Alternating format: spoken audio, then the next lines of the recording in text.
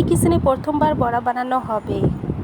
তো ভিডিওটি শুরু করা যাক। হ্যালো বন্ধুরা, আসসালামু আলাইকুম। সবাই কেমন আছো? আশা করি সবাই অনেক ভালো আছো। আমিও আলহামদুলিল্লাহ অনেক ভালো আছি।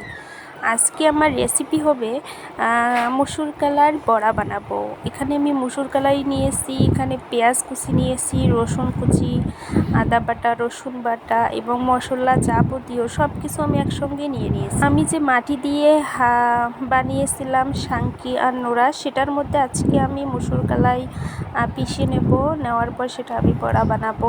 আপনারা দেখতেই পাচ্ছেন যে কতটা সফটভাবে আমি পিষতে পারছি, মানে বড় শাঙ্কি নোড়াতে যেভাবে আর কি করা হয় ঠিক সেভাবেই আমার কাজটাও হচ্ছে। কিন্তু আশা করি আপনাদের কাছে অনেক ভালো লাগবে। আর আমার ভিডিওগুলো যদি আপনাদের কাছে ভালো লাগে অবশ্যই কিন্তু আমার সাথে থাকবা এবং চ্যানেলটি সাবস্ক্রাইব করে রাখবা। একবার আমি বেটে নিয়েছি, চিন্তা করলাম যে আরও তো রয়েছে, এগুলোও আমি বেটে নেই, বেশি করে একটু ভাজবো যাতে আমার ছেলেটা খেতে পারে। আর ওদিকে দেখো আজকে আমার ময়ূর চুলাতে আমি রান্না বান্না করব। ময়ূর চুলাটা আমি বানিয়েছি 2-3 দিন হলো, সেটা আমি বানিয়ে শুকিয়ে আবার রিটার্ন করেছি। কেমন হয়েছে অবশ্যই কিন্তু জানাবা আমাকে। এখন আমি চুলার মধ্যে আগুনটা ধরিয়ে দিলাম, দেওয়ার পর আমি এখানে কড়াইটা বসিয়ে দিব। তো সবখানে ট্রেন্ডিংয়ে দেখতেছি যে ময়ূর চুলা বানাচ্ছে, এই জন্য আমিও বানালাম। এখানে আমি যে কড়াইটা বসিয়ে দিলাম এটাও আমি নিজের হাতে বানিয়েছি। এটার মধ্যে আমি এখন তেল ঢেলে দেব পরিমাণ মতো, যাতে বড়াগুলো সব ভাজা হয়ে যায়। এজন্য এখন আমি তেলটা গরম করে নেব। গরম করে নেওয়া হলে আমি এর মধ্যে বড়াটা ছেড়ে দেব। আচ্ছা বন্ধুরা, আমি কি কোথাও ভুল করেছি? আমার রান্নার ভিডিওতে তেমন একটা ভিউ হয় না কেন? আমি কোন জায়গাগুলো ভুল করি অবশ্যই আমাকে কিন্তু তোমরা জানিয়ে দিবা। এখন আমি বড়াগুলো একটা একটা করে ছেড়ে দিব।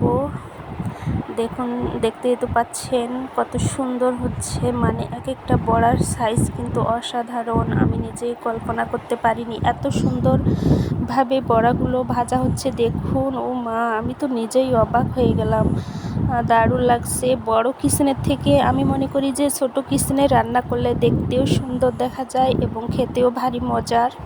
তো শেষ পর্যন্ত আমার এদিকে বড়াটা ভাজা হয়ে গেছে। আমি একটা একটা করে উল্টাই দিব, দিলে আর কি ওপাশটাও হয়ে যাবে। আমার মিনি কিচেনের নতুন নতুন আইটেম কিন্তু আমি অনেক যোগ করেছি, আপনাদেরকে দেখাইনি। আমি ময়ূর চুলাটা বানিয়েছি কিছুদিন হলো, কিন্তু এটার কোনো ভিডিও আমি রেকর্ড করিনি। তবে আপনারা যদি চান অবশ্যই আমি দেখাবো কিভাবে ময়ূর চুলাটা বানিয়েছি। দেখুন আমার শেষ পর্যন্ত বড়াটা হয়ে গেল। এদিকে আমি এখন সার্ভ করছি আমার হাতে বানানো প্লেটের উপর।